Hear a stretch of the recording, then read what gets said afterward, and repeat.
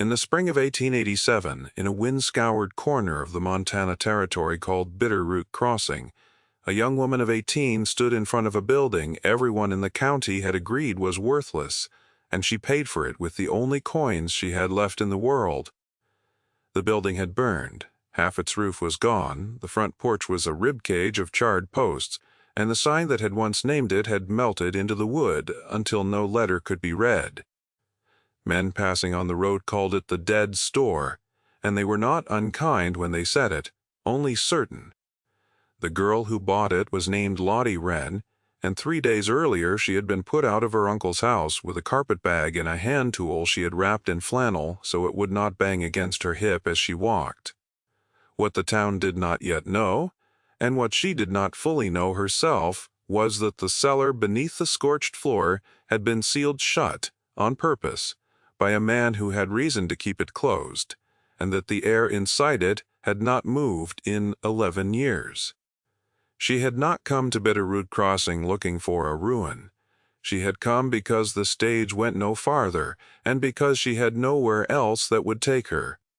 Yet when she saw the burned trading post standing alone at the edge of the settlement, with the mountains rising blue and cold behind it, something in her went still and attentive in the way her grandfather had taught her to be still when a thing was about to reveal itself.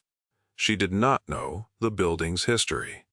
She knew only that the auctioneer was selling it for back taxes, that no man in the crowd would bid on a fire trap, and that the figure she offered was so small it made the gathered men laugh out loud. The auction itself had taken less time than the boiling of an egg. A dozen men stood in the muddy yard, with their hats pushed back here to bid on a span of mules and a wagon and a parcel of fenced ground, and the burned post had been thrown in at the end of the list, the way a butcher throws gristle to a dog, a thing nobody wanted but somebody had to be made to take. The auctioneer, a heavy man named Pruitt, with a voice worn rough from 100 sales, read out the description and then waited. And the waiting was a joke in itself, because no hand went up. He lowered the figure. He lowered it again. He said he would take any reasonable offer on the property, and a man near the rail called out that the only reasonable offer was a box of matches to finish what the fire had started, and the crowd laughed, and Pruitt laughed with them. Then Lottie stepped forward out of the back of the gathering where no one had marked her, and she named her sum in a voice that did not waver, and the laughing stopped for a beat, and then started again, harder, because it was a girl, and because the sum she named was the price of a good meal. Pruitt looked at her over the plank table. He was not a cruel man, only a tired one, and he asked her if she understood what she was bidding on, that the roof was half gone and the back wall with it. Lottie said she understood. He asked if she had the coin on her, here and now, because he was not minded to chase a girl for a debt. She set the coins on the plank one at a time, and the sound each made was small in the morning air, and when she had set down the last of them, there was nothing left in her purse but the lining. Pruitt looked at the little stack of money, and then he looked at her face, and something in what he saw there made him stop smiling. He brought the flat of his hand down on the table, the closest thing to a gavel he had, and he said the Dead Store was sold. A man behind her muttered that she had bought herself a grave for the roof, and Lottie did not turn around because she had learned that the surest way to answer a man who wants you to flinch is to give him nothing to see. Stay with me, because the thing that woman found under that floor was sealed away by someone who believed no one would ever look, and he was almost right. To understand how Lottie came to be standing in a tax auction with everything she owned in one bag, you have to understand the man who raised her, and the man who threw her out. Her grandfather had been a locksmith and a builder of strong-boxes in St. Louis before his hands went stiff, and when Lottie was small, he had taken her into his shop and shown her that a lock was not a wall, but a conversation. A lock wanted to open, he told her. It had been made to open. A person who listened to its grain instead of fighting it would always be let in. He had no son to teach, and a granddaughter was who he had. so he taught her the way he would have taught a boy, without softening any of it, and by the time she was 14, she could read the inside of a mechanism by feel alone. He died the winter she turned 16, and Lottie went to live with his brother, her great-uncle Harlan, a man who measured every person by what they could be made to do, and who saw in Lottie only a girl who ate at his table. And for 2 years she cooked and mended and held her tongue. The hand tool her grandfather left her, a long steel pick with a handle worn smooth and dark by his grip, and then, by hers, she kept rolled in flannel under her cot, and at night she would take it out and turn it in her fingers and remember that a lock wanted to open. When Harlan arranged to marry her off to a freighter twice her age who needed a cook for his road camp, Lottie said no. She said it once, plainly, and she did not raise her voice. Harlan put her out the next morning. He told her she would learn what her no was worth. So when the men at the auction laughed, Lottie did not flinch because she had already heard the worst a man could say to her and survived it. She signed the paper the clerk pushed across the plank table. And she took the iron key. The auctioneer handed her a key black with old soot, and she walked across the muddy yard to the building. That was now hers, and she put her hand flat against the burned door frame the way she might lay a hand on the flank of a nervous horse. Behind her, the crowd was already breaking up, but one old man stayed. He was leaning on the rail of the feed store across the road, watching her with pale eyes set in a face like cracked saddle leather, and when she met his gaze he did not look away. His name, she would learn, was Eli Tate, and he had lived in Bitterroot Crossing longer than the church had stood there. He remembered the trading post when its windows were whole and its shelves were full. He remembered the fire. And he remembered the man who had owned the place before it burned, though for 11 years he had kept what he remembered to himself because remembering aloud had never once been safe. The inside of the building was worse than the outside. Had promised, the fire had eaten through the back wall and brought down a section of roof, and the rain of 11 springs had finished what the flames began. The counter where a storekeeper had once weighed flour and counted coins was a swollen black wreck. Birds had nested in the rafters that still held. The whole place smelled of wet char and rot, and the particular mineral cold of a building that no living thing had warmed in a long time. Lottie stood in the middle of the ruined room and let her eyes travel slowly across every surface, and she did not see a hopeless task. She saw work. Work she understood. She slept that first night wrapped in her one blanket in the corner, where the floor was driest with the steel pick laid beside her hen, and she woke before light and began. She cleared the fallen timbers one by one, dragging the burned beams out into the yard, where the dew still silvered the weeds. She swept 11 years of ash and bird leavings into a heap, and carried it out in a bucket she found rusted to the floor. By the end of the first day her palms were blistered and her dress was gray to the elbow, and the building looked, if anything, more ruined than before, because now you could see how much there was to do. Yet Lottie had learned patience from a man who could spend an hour on a single ward inside a lock, and she did not measure a day's work by how finished it looked. She measured it by what it made possible next. On the third day, sweeping the last corner of the main room, her broom caught on an iron ring set flush into the floorboards. She knelt and brushed the ash away with her fingers, and there it was, a trap door, its seams packed with the grime of years, and set into its edge a lock, unlike any she had seen on the building's doors. The door locks were cheap and common. This was a strong-box lock, heavy and well-made, the kind her grandfather would have admired, the kind a man put on a thing he truly did not want opened. Someone had locked the cellar of a trading post as if it were a bank vault. And then, by the evidence of the soot ground into every seam, that someone had let a fire burn over the top of it and walked away. She did not open it that day.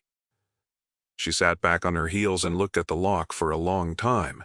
the way her grandfather had taught her to look at a thing before touching it, and she let it tell her what it was. It was old. It was good. It had not been opened in years, and the people who might have opened it were gone or silent, and it had been made, like every lock ever made, to open. That evening Eli Tate came across the road with a lantern and a question.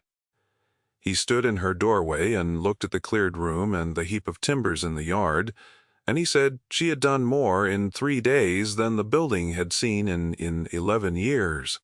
He set his lantern on the swollen wreck of the counter and lowered himself onto an upturned crate with the slow care of a man whose joints had outlived their usefulness, and for a while he said nothing more, only looked around the room as if it were a face he had not seen in a long time and was checking against his memory. Then he asked her if she had found the floor.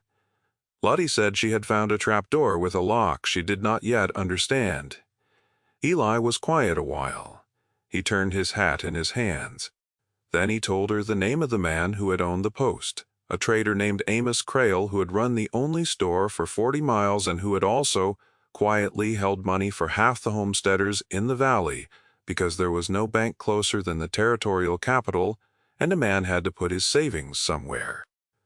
Crale kept their money in a strong box in his cellar, Eli said, and he gave them paper receipts, and for years it worked, because Crale was trusted, and because the alternative was burying your coins in a coffee can and hoping the spring floods did not find them.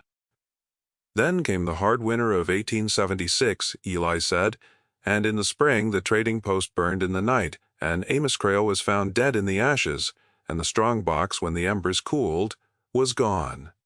The town grieved him.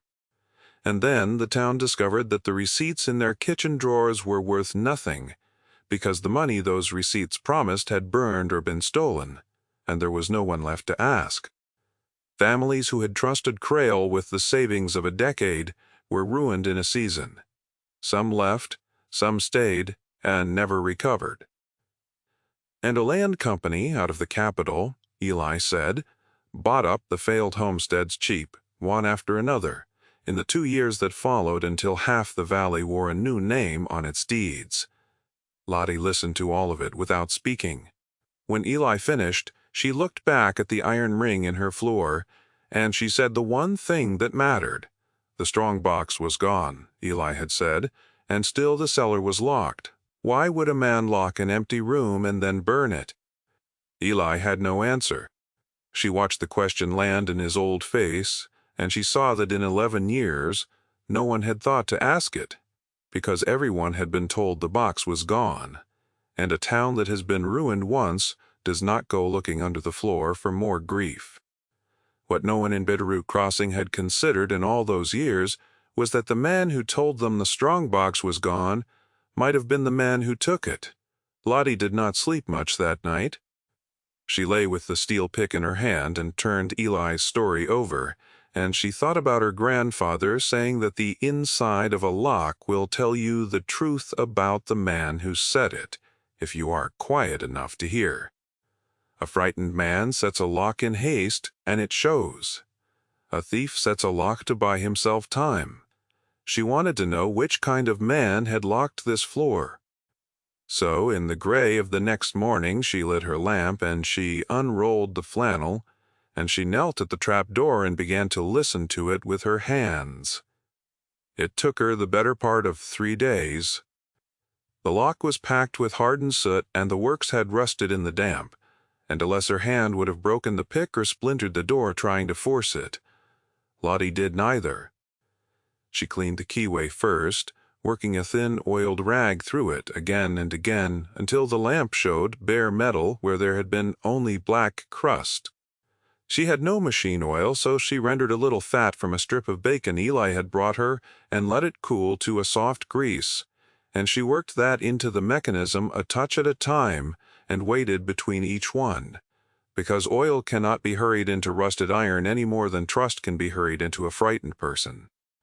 On the first day she did nothing but clean and wait, and the men who passed on the road saw the lamp burning in the dead store at midday, and shook their heads, and one of them, the same who had spoken of matches at the auction, stopped at the door and asked her what a girl thought she could do with a lock that had beaten the fire and 11 winters both. Lottie did not stop her work to answer him. She said only that a lock had never beaten anything, that it had only done what it was made to do, and that she meant to ask it nicely. The man laughed and went on and told it in the saloon that night as a fool's saying, and within the year the same words would be repeated in the same room without any laughing at all. On the second day she began to feel the pins. She set the tip of her grandfather's pick against the first of them and closed her eyes, because the eyes lie and the fingers do not. And she felt for the small resistances the way she had been taught. One word at a time, never forcing, always asking. Wah. Twice she felt a pin start to set and then slip back. And twice she released everything she had built up and began again from nothing. And she did not curse and she did not weep, because her grandfather had told her that a lock can feel anger come down the pick as surely as a horse feels fear come down a rein. She let her shoulders drop. She breathed. She listened. On the morning of the third day, with her hands raw and the lamp burned low and the cold of the floor settled deep into her knees, she felt the last pin give, and the heavy bolt slid back with a sound like a held breath finally let go. She did not throw the door open. She lifted it slowly, and the cold came up out of the dark to meet her, the still mineral cold of air that had been sealed away from the world since before she could read. Dust hung in the lamplight where no dust had been disturbed in 11 years. She set the trapdoor back on its hinge, and she went down the ladder one rung at a time into the cellar of the dead store, and she held the lamp high, and she saw. The strongbox had not burned. The strongbox had not been stolen. It sat against the far wall of the cellar exactly where Amos Crail had left it, a great iron chest banded in steel, its surface furred with 11 years of dust, untouched, intact, and locked. The fire had passed over the floor above, and the cellar had held its cold, and the thing the whole town had been told was gone, had been 6 feet beneath their boots the entire time, waiting for a hand that knew how to ask. Lottie stood at the bottom of the ladder and did not move for a long moment. She understood, all at once and completely, what she was looking at. She was looking at the savings of a ruined valley. She was looking at the lie that had ruined it. And she was looking at a second lock, larger and finer than the first, the masterwork of whatever maker had built the chest. The kind of lock her grandfather had spoken of the way other men spoke of cathedrals. She climbed back up and she sealed the trapdoor, and she went to find Eli Tate, because some things are too heavy for one person to carry up a ladder alone, and because she had begun to understand that what was in that box was not hers. Eli came that night and went down the ladder with her, and when the old man saw the strong box sitting whole in the dust, he had to put his hand against the cold wall to steady himself. He had carried Amos Grail's coffin. He had believed for 11 years that the man died trying to save the valley's money from a thief. Now he stood in the cold and understood that the money had never left the cellar, and that the story of the theft had been told by someone who needed it told, and that the someone had been paid in cheap homesteads bought from ruined families. Ailey said a name then, Low, the way a man says a thing he has been afraid of for a long time. The land company's agent, the man who had appeared in the valley in the months after the fire and bought up the failed farms, had been Crail's own clerk, a young man named Del Mercer, who had kept the books, who had known where every receipt was kept and what every family was owed, and who had walked away from the fire to become the richest man in the county. Lottie did not say she would confront him. She had no taste for confrontation, and her grandfather had taught her that the strongest answer to a lie is not an accusation but a fact set down where it cannot be argued with. What she said was that the box would have to be opened, and that whatever was inside it would have to go back to the people it belonged to, and that this was a thing best done in the open, with witnesses, so that no man could later say it had been tampered with. Eli looked at the great lock on the chest and asked her if she could even open it. Lottie said the lock had been made to open. She had only to listen to it. Dale Mercer had not become the richest man in the county by failing to hear things, and in a settlement the size of Bitterroot Crossing, word of a girl who had bought the dead store and gone down into its cellar did not stay quiet for long, and within a week a polished buggy came up the road and stopped in Lottie's muddy yard. And a man in a clean gray coat stepped down and introduced himself with great courtesy as the holder of certain old interests in the property. Dale Mercer was not what Lottie had expected. He was soft-spoken and pleasant, and he smiled easily, and he did not threaten her once. He told her the burned post had a sad history, and that he had always felt a private responsibility for it. He offered to buy it from her at a price many times what she had paid, so that she would not have to live among such painful ruins. He said the cellar was an old empty hole, and a danger to a young woman alone, and that he would see it filled in properly. He was in every word reasonable, and Lottie understood that this was the most dangerous kind of man there is, the kind who has learned to make theft sound like kindness and ruin sound like concern. She told him she was not selling. She told him plainly and without heat, the way she had told her uncle, no. And she washed the pleasantness in his face thin for just a moment into something colder before the smile came back. He said she should think on it. He said a building like that could burn again, as old burned buildings sometimes did, and he said it gently, as if it were weather and not a promise. Then he climbed back into his buggy and drove away, and Lottie stood in her yard and knew that she did not have the luxury of working slowly any more. Here is a thing worth sitting with before the rest of it unfolds. Lottie Wren had been told by everyone who held power over her that she was worth nothing, and she had come to a town that agreed, and she had bought the one thing nobody else wanted, and inside it she had found the truth that men of money and standing had spent 11 years. If you have ever been counted as nothing by people who were certain, you already know why she did not run. She bolted her door that night, and she slept with the pick in her hand, and in the morning she went down the ladder to begin the second lock. The great chest lock was the finest piece of work Lottie had ever set her hands to, and under any other circumstances she would have taken a week to savor it. She did not have a week.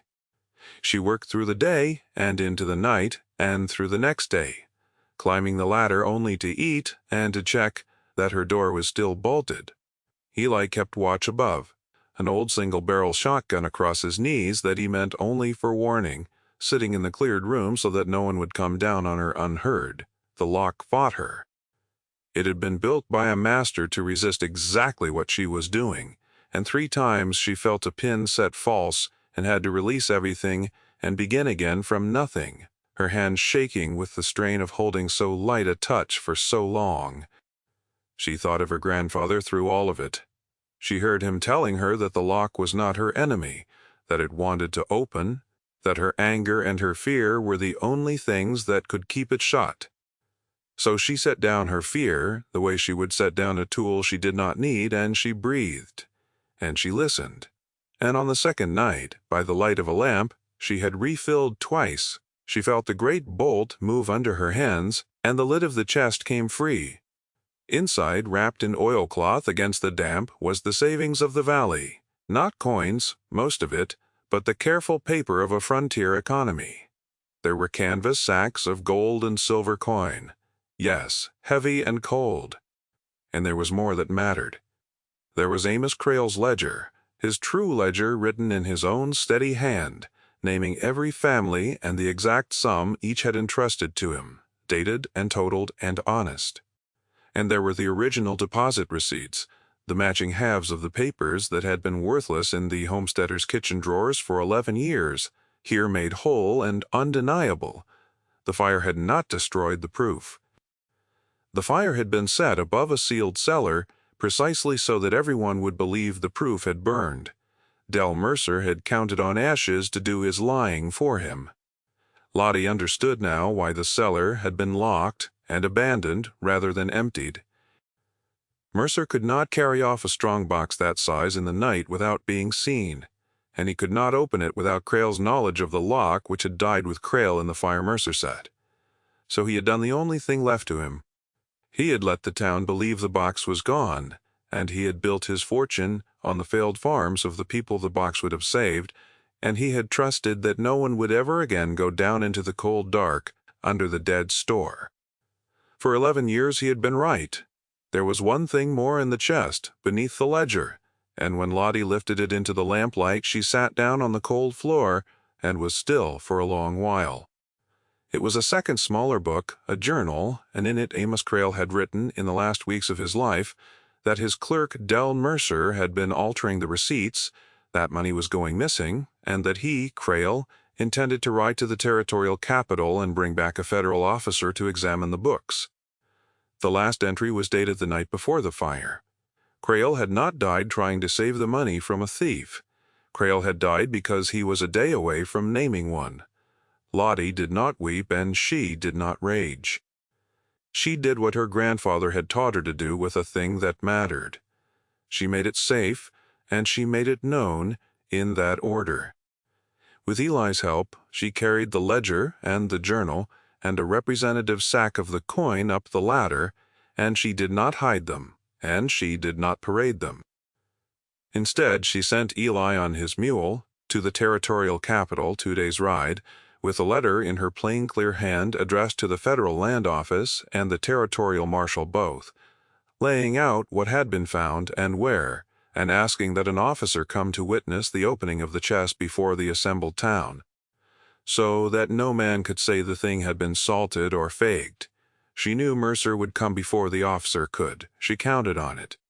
A man like Del Mercer could not afford to let the chest be opened in front of witnesses, and so he would have to act, and in acting he would show the whole valley what 11 years of courtesy had hidden. She did not have to accuse him. She had only to make the truth too heavy to move in secret, and let him break himself against it. He came on the 4th night, as she had known he would, and he did not come alone. 2 men came with him with a wagon and cans of coal oil, and they came quietly in the dark to do again what had worked once before. Lottie, though, had not spent those 4 days only waiting. She had spent them telling.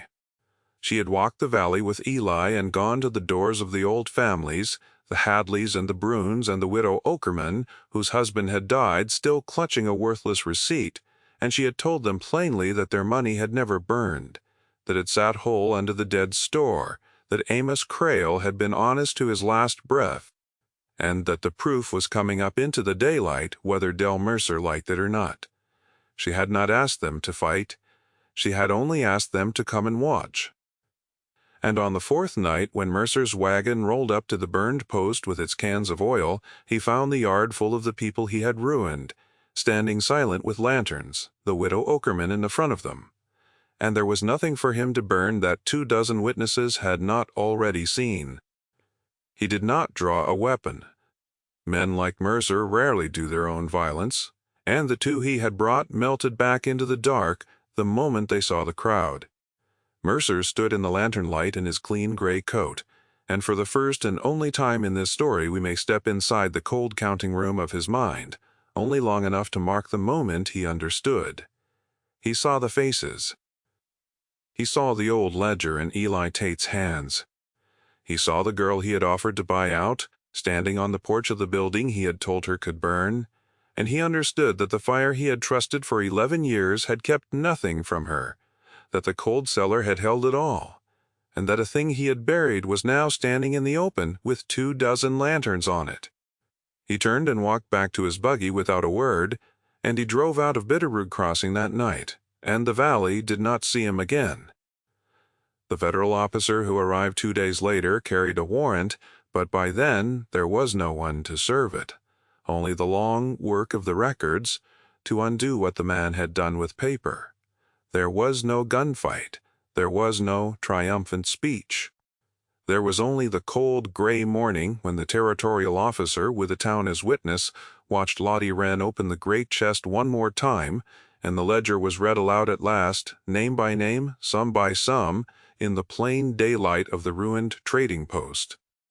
The officer was a spare, gray-mustached man named Captain Boyd, sent down from the territorial capital with a clerk and a strongbox of his own to carry the coin under guard, and he was the only titled authority the valley would see in the whole of it.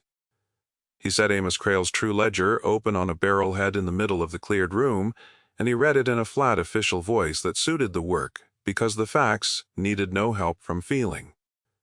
He read the name of Joseph Hadley and the sum Joseph Hadley had entrusted to Crail in the autumn of 1875, and old Hadley, who had lost his quarter section to the land company and farmed another man's ground for 11 years, stood with his hat in both hands and did not trust himself to speak. He read the name of the widow Okerman's husband, Tom Okerman, dead these 9 years, still believing his savings had burned, and he read the amount beside it, and the widow Okerman pressed her knuckles to her mouth and made no sound. And Lottie crossed the room and stood beside her, not touching her, only standing. The way you stand near a person so they know the ground under them is shared. Name by name it went the Bruins and the Hadleys, and a dozen more, each sum recorded to the dollar in Crail's honest hand, each receipt matched to its worthless half from a kitchen drawer and made whole again on the barrel head. It took the better part of a year and the patience of the federal court to return what could be returned, and to seize from Mercer's holdings what could be seized to make up the rest, and not every family got back all they had lost. Every family got back the truth, though, which they had been denied for 11 years, and the truth, it turned out, was the thing they had grieved for most without knowing it. Lottie Wren did not grow rich. She could have. There was a finder's claim she might have pressed, and a town, grateful enough that no one would have begrudged her. She took none of it beyond what the court ruled was fairly hers for the labor and the keeping, which was enough to mend the roof and rebuild the back wall and set the front porch standing square again. She did not want the money. She had not opened the cellar to fill her own pockets. She had opened it because a thing had been locked that wanted to open, and because the people it belonged to had been told a lie, and because her grandfather had taught her that skill which keeps the truth from a person who is owed. It is no skill at all, only a kind of theft with cleaner hands.